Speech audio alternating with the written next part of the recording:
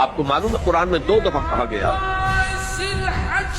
یوم یفر المرء من اخیہ وامہ وابیہ وصاحبتہ وبنیہ، جس دن بھاگے گا انسان اپنے بھائی سے بھی اور اپنی ماں سے بھی اور اپنے باپ سے بھی اور اپنی بیوی سے بھی اور اپنی اولاد سے بھی۔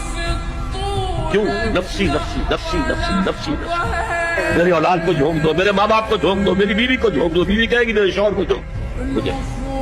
یہی نفسی نفسی دنیا میں رہے آپ کی،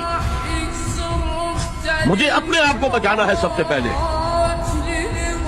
اور پھر مجھے اپنے سب سے پہلے آل اولاد کو بچانا ہے۔ یا ایھا الذین آمنوا قوا انفسکم واہلیکم نارا، اے ایمان والو بچاؤ اپنے آپ کو اور اپنے اہل و عیال کو آگ سے۔